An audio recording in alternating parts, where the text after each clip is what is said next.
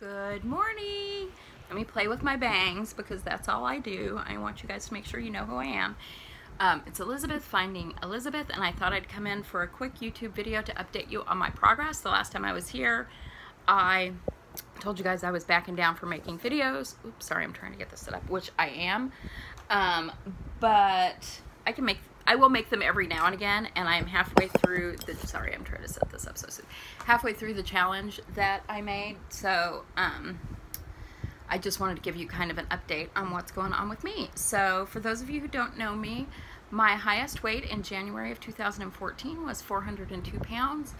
I had vertical sleeve gastrectomy on April 16th, 2014 at 360.6 pounds. The lowest weight that I achieved was about 198 pounds for, 2.5 seconds. And that was probably 18 months post-op. And then I maintained between 205 and 210 for the majority of the rest of that time. But over the last year, I had regain of almost 25 pounds. So when I started this challenge 4 weeks ago, I was 236 point something pounds, and today, 4 weeks later, I am 227 pounds. So that's a 9-pound loss this month, which is the most loss I've seen since in many, many moons. So that's awesome. So I want to tell you guys what I'm doing for this challenge. And I challenged myself to 60 days so I could really establish the habits, because that's really what this is about, is, creating healthy habits. So I wanted to make sure I had those down, but all of the 3 things that I'm doing, 2 of those are going to be forever. 1 is not, but it's going to be different than it was in the past. So what did I decide? I decided I was going to be keto as fuck, which I have been. Sorry for the foul language. And so keto, I was going to resume my strength training workouts 3 times a week, and I was going to have no alcohol. Alcohol, I will put back, like low carb alcohol, I will put back into my life after these 60 days. That was less about weight loss and more just about, going through some transitions in my life and not wanting to be all the drama, emotional, not to exacerbate things that are difficult by adding alcohol, because really, my experience from the last time this happened was that only makes it worse. And it has been such a good decision. So I thought that this 20 pounds was going to fall off right away. I mean, 9 pounds in a month is awesome.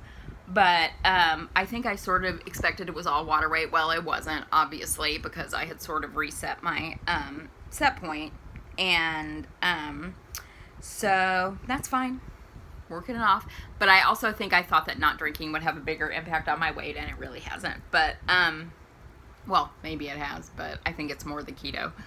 So I have done keto a few times. This is the first time I've really embraced it from the perspective of just lifestyle and cooking all these things. And I actually feel, more, I feel like I'm eating more carbs than I have since I had weight loss surgery, because I'm cooking all these things that are like high carb food replacements that I just never ate before. So I have bread, I have grilled cheese, I have scones, I have these amazing chocolate chip cookie dough things, but the only difference is they don't have carbs. But I mean, my taste buds adapted to them right away, and I feel like I can eat whatever I want. I mean, that there is some replacement for all these things I sometimes have cravings for that I can have. And, it's true. Keto, I feel so energized and good. And so keto's awesome. I'll do that forever. The one thing I've started incorporating this week is intermittent fasting. So 8 hours of eating, 16-hour window of not eating. And that really, and I want to thank, of course I want to thank Tanya, because she has just so consistently supported all of us in this keto lifestyle as we go back and forth. I was joking with her yesterday that, I may be slow to the uptake, but when I get it, I'll admit it and I'll take it on wholeheartedly. And I finally feel like I'm at the point where I can take all this on wholeheartedly. I was telling her yesterday, it's like, you remember that time when I did this interview with Dr. V, and I said that I think, you know, you need to eat when you're hungry. I mean, being hungry is not going to kill me. I do, however, still know what hunger is, even though I have not eaten rat. But anyway, I digress. So, anyway, but Tanya has been so supportive. And also, Hello VSG sent me a message and was talking about the intermittent fasting. And I was just like, you know what, let's give this a try. And where this is super helpful is, one, it makes me feel awesome that I could do it because I didn't think I could. And two, because I've always had such issues with emotional eating. Sorry, I got to keep a look at the time because I have a conference call in a few minutes.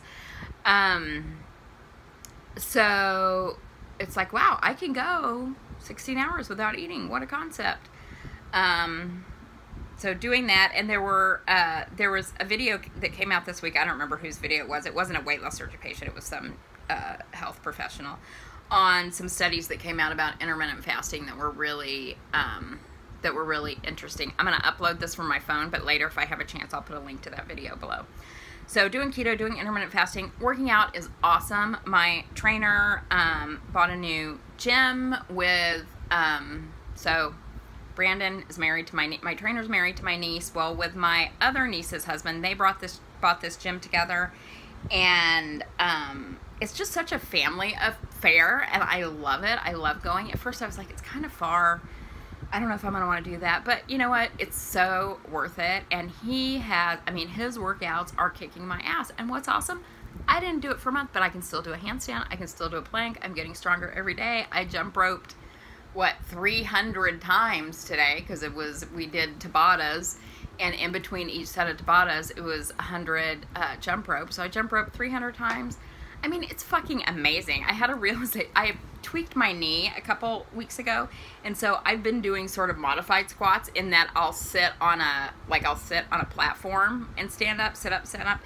And because I'd only really done that in the very beginning of my workout, I hadn't thought about this. But when I was 400 pounds, literally sometimes I would have to roll on the floor and push myself up off the couch to get into a standing position. And I'm like, I can't remember what it was that day that I realized it was 100 or 150. I was sitting up and getting down, with no hands, no anything, 150 times.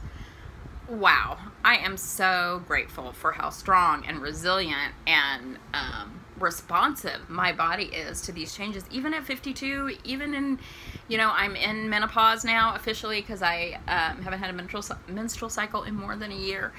And it doesn't matter. My body is still strong, and when I put my mind to it and decide to do this stuff, I can do it. No alcohol, it's good. It's good from an emotion. It's been good for emotional perspective. What I've discovered about myself with this is it's tough for me to socialize a little bit without alcohol. It's tough for me to be in situations where people are drinking, and so unless it's an absolute requirement, I have sort of passed on some of those, social opportunities just because if it doesn't feel good, I don't want to do it, or I want to do it and come in and leave. And I'll, once these 60 days are over, I will probably start with allowing myself to drink once a week, like champagne or bourbon. Those are my drinks, people, champagne is the lowest carb, like wine-ish product that there is, and hard alcohol doesn't have any carbs.